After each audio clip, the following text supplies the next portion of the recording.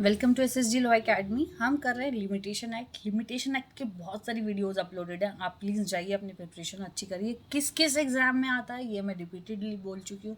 जैसे exam judiciary का हो गया, नेट का हो गया, जहाँ पे भी CPC सिविल प्रोसीजर आता है वहाँ लिमिटेशन एक्ट एनेक्सेस्ड हो जाता है उसी के साथ, और आपके आंसर्स को बहुत अच्छा कर देता है लिमिटेशन एक्ट। ये CPC को समझने के लिए भी बहुत इंपॉर्टेंट हो जाता है। ठीक है, आज जैसे आज की वीडियो का थंबनेल से आप समझ गए होंगे 30 इयर्स का टाइम पीरियड किस किस प्रोविजन में दिया है। बहुत एग्जाम में ये क्वेश्चन आ जाता है और ये बहुत इजी है। थोड़ा सा इसको ट्रिक्स हैं, थोड़ा सा सीख लेते हैं तो उससे हमारा जो प्रिपरेशन है वो बहुत अच्छी हो जाती है। ठीक है, जैसे कि हम सबको पता है जो शेड्यूल है पीरियड ऑफ लिमिटेशन एक्ट की, वो डिफाइन करती है कि न्यूमेरिकल एक वैल्यू दे देती है, जैसे 30 years, 10 years, 3 years, 60 days, 30 days, जैसे कि है ना। तो ऐसा वो एक टाइम पीरियड दे देती है शेड्यूल में। तो उसी के तरीके से यहाँ पे भी जो शेड्यूल है पीरियड ऑफ लिमिटेशन है, उसने डिफाइन किया है कि 30 ईयर्स किस किस के लिए इंपॉर्टेंट है। ये थोड़ा सा ऐसा है कि ऑड वन आउट करके, तो इसके दो तीन ही ऐसे प्रोविजंस हैं जो बार बार रिपीटेडली एग्जाम में पूछे जा रहे हैं, और इसको करने से हम अपने जो आंसर्स हैं उनको सही कर सकते हैं।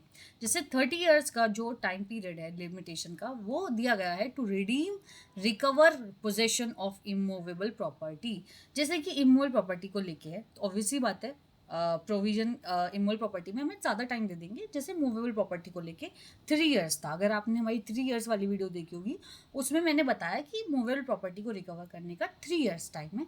वहीं अगर ये इमूवेबल प्रॉपर्टी हो जाती है तो ये 30 इयर्स है। अब इमूवेबल प्रॉपर्टी क्या होती है? इसका बहुत नेगेटिव आंसर है कि जो चीज़ ट्री ना हो, जो चीज़ अटैच टू अर्थ ना हो, मतलब जिसको निकाली ना जा सके, है ना, और स्क्रब ना हो, मतलब जैसे कि झाड़ियाँ ना हो, जिनको आप हटा दे देंगे ना लैंड से तो वो मूवेबल हो जाएंगी। उसके अलावा सारी इमूवेबल है, जैसे कि लैंड, ठीक है, या फ्रूट बेयरिंग ट्रीज। ठीक है, तो इस तरीके से उनको रिकवर करने के लिए, उनकी पोजीशन को रिकवर करने के लिए हमारे पास 30 डेज का टाइम है। फोरक्लोजर के लिए ये TPA को लेके है। जहाँ पे भी फोरक्लोजर कराना हो 30 इयर्स का हमारे पास टाइम है। कोई भी सूट बाय और on behalf of the central government कर रही हो या सेंट्रल गवर्नमेंट के खिलाफ हो रहा हो तो 30 इयर्स है टाइम पीरियड, दोनों को, सू करने वाले को भी और जो सूड हो रहा है जो कि सेंट्रल गवर्नमेंट होती है तो वो भी 30 इयर्स है। ठीक है, अब possession of a public property के पोजेशन के लिए भी जो टाइम पीरियड है वो 30 इयर्स है। अब क्वेश्चन जो आते हैं ना वो यही आते हैं, सीधा सीधा ये उठा देंगे और इनसे पूछ लेंगे कि कितना ईयर्स। अब बच्चों को क्या होता है ना, इसकी प्रिपरेशन ट्रिक तरीके से होता है। अगर आपने ये सब पढ़ रखा होगा तो आप आसानी से 30 इयर्स लगा सकते हैं। अगर आपने ये नहीं पढ़ रखा होगा तो आप कंफ्यूज हो जाओगे। ठीक है, तो बेसिकली सिंपल सी बात है, जहाँ पे भी पब्लिक रिलेटेड आ रहा है, पब्लिक का मतलब है गवर्नमेंट, तो 30 इयर्स का टाइम पीरियड है। इमूवेबल प्रॉपर्टी है 30 इयर्स है। फोरक्लोजर एक थोड़ा सा डिफरेंट हो जाएगा तो 30 इयर्स है। इस तरीके से हम 30 इयर्स को याद करके और जो टाइम पीरियड है उनसे बच जाते हैं और अपने आंसर सही कर लेते हैं।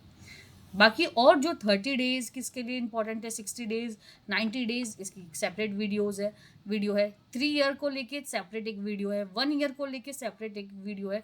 तो ऐसे करके ना एक सारी अलग अलग वीडियोस बनी हुई हैं जिसे आप जाके देख सकते हो और अपनी प्रिपरेशन कर सकते हो।